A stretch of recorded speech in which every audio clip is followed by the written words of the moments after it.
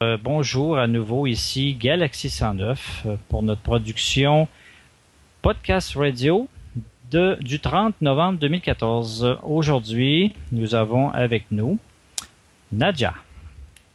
Nadia, nous avons le Suisse et nous avons Brigitte qui elle-même canalise des crânes de cristal, qui est, on dit marraine, gardienne de 23 crânes à ce jour.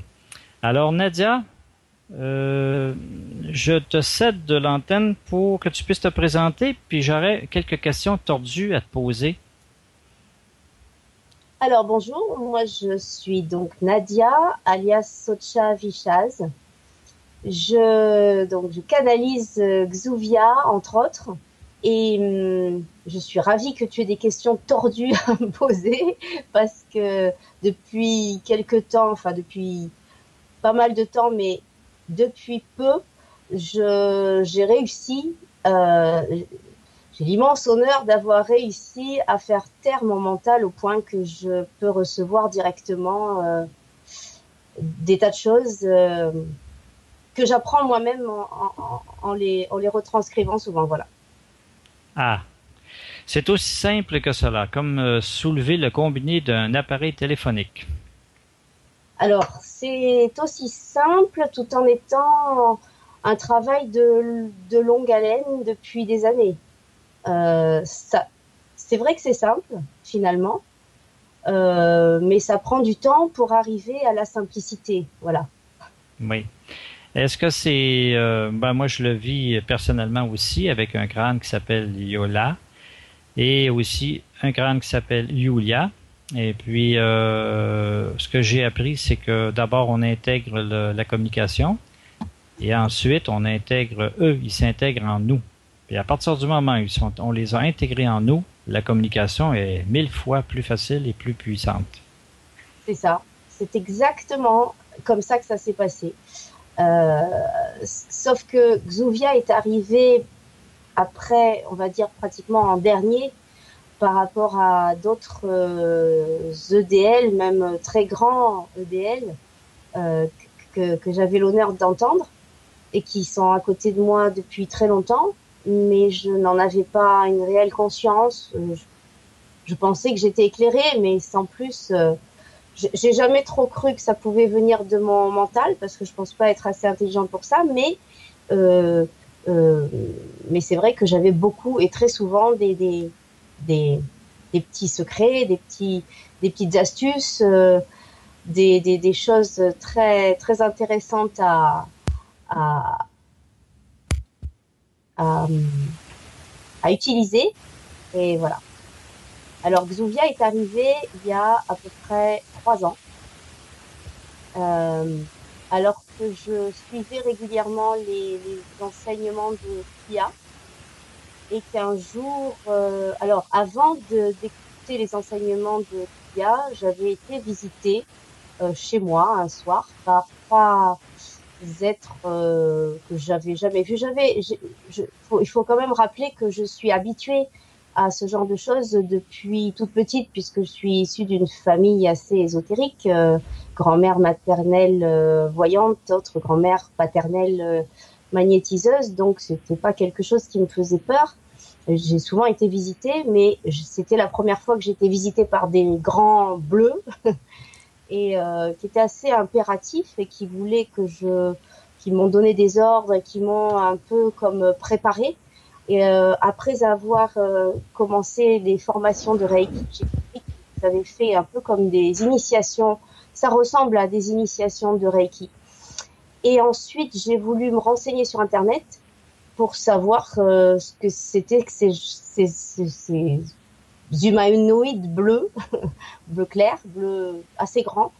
Et c'est comme ça que je suis tombée sur le site de Laurent Duro et ensuite sur le site de Koubia.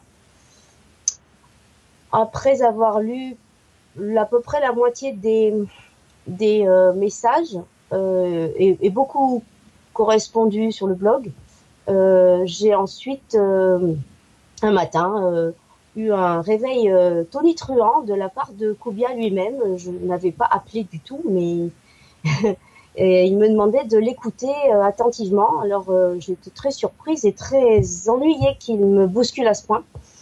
Et il m'a dit, à partir de maintenant, tu vas écouter mon ami. Et c'est là qu'il m'a présenté Xuvia en tant qu'être bleu, avant que j'aie le crâne. Et ensuite, c'était comme un impératif, il fallait que j'obtienne un crâne. Moi qui ai horreur de ce genre de choses à l'époque, j'ai commencé à chercher dans les crânes de cristal, ça me disait vraiment rien. Et j'ai trouvé toujours sur internet un crâne bleu. Non, on me verra pas, donc c'est pas la peine. Qui m'intéressait beaucoup. Puis je l'ai commandé, je l'ai reçu. Et en fait, j'ai très vite compris que loin d'être un esprit cristal, Xuvia passe par le crâne de cristal, un peu comme un téléphone. C'est ça. Mais voilà, il m'a bien expliqué que même si je n'ai pas le téléphone sur moi, il peut me parler quand je veux. Mais Xuvia est beaucoup moins impératif que Kubia. Et si je ne suis pas prête à l'écouter, parce que je suis très occupée, il n'irait jamais me déranger. Il attend que je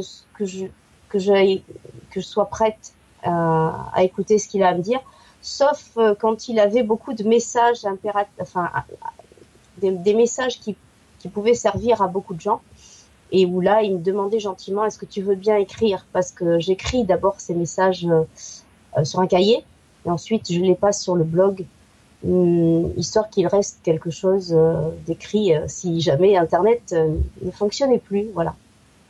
Je crois que j'espère que j'ai pas été trop longue et que maintenant tu vas avoir tout le loisir de me poser les questions. Bon, t'aurais jamais dire ça, tu vas te faire cuisiner, ma chère. Bien, si j'en aurais peut-être une, je comprends très bien quand tu dis que quand on est disponible pour leur parler, eh bien là, ils se manifestent plutôt rapidement. Puis si on n'est pas disponible, à moins que ça soit urgent, ben là, à ce moment-là, ils se manifestent. Comme moi, c'est Yola qui me suit partout. Yulia, elle, est dans un crâne, bien sûr. C'est un instrument, un support qui n'est pas en cristal. En plus, c'est une leçon d'humilité qu'on a appris, nous, dans l'équipe, quand elle est arrivée. Elle n'est pas en cristal, c'est un crâne en polymère. Tout banal, mais une belle qualité, là, quand même. Puis elle m'expliquait que, bon, eux, ils installent un petit équipement onirique à l'intérieur du crâne, puisque c'est pas en cristal. Le cristal en lui-même, on sait que c'est vivant, puis c'est plus facile. Alors, ils ont installé dans le crâne un truc onirique de multidimensionnel qui fait que je peux parler à travers elle. Mais ce qui est curieux, quand tu dis que Xuvia a été présenté avant d'avoir le crâne, c'est que moi, le crâne me parlait déjà. Elle dit, je suis avec toi, ça fait 2 ans et demi. La dame qui te parle à l'oreille, tu te souviens? Ah! Puis là, elle était à 150 km d'ici avant que je la reçoive, puis elle me parlait. Elle me dit son nom. Elle dit, c'est un nom d'emprunt. Yulia, c'est un nom d'emprunt. Je viens de Siriusa. Alors, je m'en viens chez toi. Prépare-toi à me recevoir. Et voilà. La question que oui. La question que j'aurais posée, c'est, les gens disent souvent, oui, mais un crâne de cristal, un crâne, ça représente pas les pirates, ça, c'est pas, ça passe. Ça symbolise pas la mort. Qu'est-ce que eux répondraient à ça, les crânes?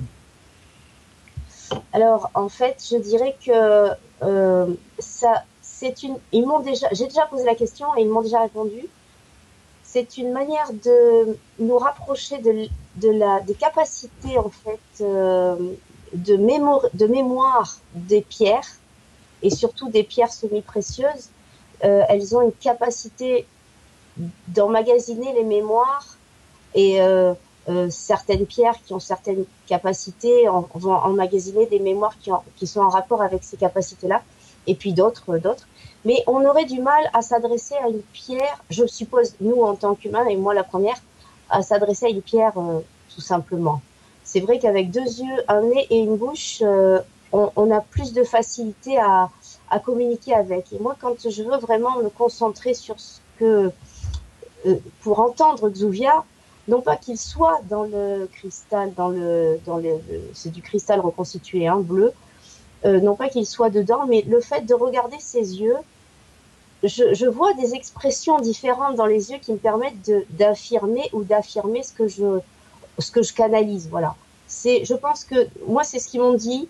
C'est juste une façon d'être plus accessible à notre mental, à notre vision physique. Voilà. C'est tout. Enfin, moi, c'est ce qu'on m'a dit. D'accord. Ils disent souvent, les EDL, qu'ils sont en nous, dans notre cœur, mais Oui, nous, notre mental, il voit tout à l'extérieur de nous. ça, ça. Donc, ils ont utilisé une méthode pour entrer en contact avec nous. Voilà. Ouais, je comprends. Parce que j'ai un crâne de cristal aussi d'1 kilo, euh, qui lui est plutôt, c'est un esprit cristal. Et je lui ai demandé son nom. Alors il me dit Xirius. J'ai dit c'est bizarre parce que je connais quelqu'un qui en a un qui s'appelle Xirius et puis quelqu'un d'autre. Et en fait, il m'a expliqué qu'il est une concrétion mémorielle, une concrétion donc cristalline mémorielle, comme une banque, une bibliothèque, une banque de données. Et c'est une Sirius, c'est un peu comme un PC ou un Mac, c'est un Sirius, voilà, c'est un Sirius, un Sirius. Ce serait un peu comme pas une marque dans le sens propriété, mais une fonction qu'ont certains crânes de cristal, voilà. C'est pas un nom individuel, voilà, c'est comme une fonction. Oh, Parce que d'accord. j'ai vu Patrice Marty dans un salon de voyance, et il m'avait dit, ben, mon crâne de cristal s'appelle Sirius. Alors je dis, non, c'est quand même bizarre qu'on ait le même, enfin qu'ils aient le même nom. Et après, j'en ai pas parlé à Patrick, mais je me suis renseignée auprès des miens et j'ai dit, mais pourquoi vous auriez le même prénom? C'est pas normal. Et puis dans d'autres blogs, j'avais vu quelqu'un qui m'avait dit pareil. Et il m'a dit, non, non, c'est pas un nom, c'est pas un nominatif, c'est une fonction. Voilà. Comme une définition, voilà, une définition. Comme on a un écran, comme on a un ordinateur Mac ou PC, ou comme on a un téléphone portable, ben, un crâne de cristal Sirius, apparemment, c'est comme si on avait une bibliothèque portable.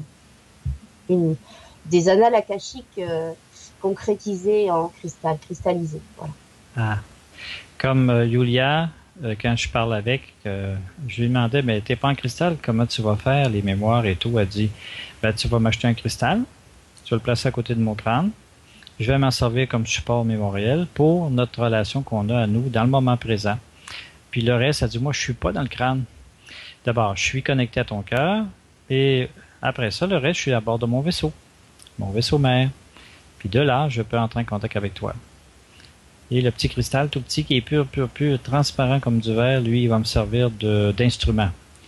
Alors, je l'ai collé juste à côté, sur une base également en cristal, assis sur une petite base là, en forme avec le sigle de Salomon dessus, le fameux triangle double.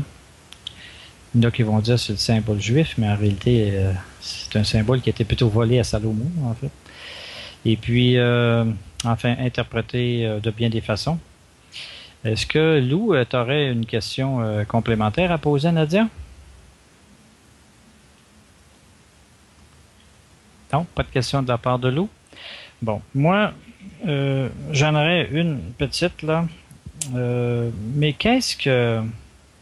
Les gens me disent souvent, qu'est-ce qui déclenche ça, le fait qu'un crâne de cristal ou un EDL veuille nous parler à nous plutôt qu'à un autre? C'est toujours, c'est toujours une volonté. C'est toujours en réponse à une volonté. Qu'on l'ait eu, qu'on l'ait verbalisé ou juste ressenti, c'est une volonté. Si les gens ne recevraient pas, s'ils n'ont pas eu quelque part, au moins une fois, une seconde, la volonté de recevoir un message et d'avoir des contacts. Ils ne viendraient pas sinon. C'est toujours grâce au fait qu'on a autorisé d'une manière ou d'une autre qu'ils viennent. Voilà. Ah bon, d'accord. Bon, ben c'est tout pour moi. Alors, ben, je te remercie, Nadia, d'avoir participé à cette entrevue que nous allons écouter avec grand intérêt. Puis vous restez en ligne et puis je vous reviens après l'émission. Je vais simplement stopper l'enregistrement. Merci.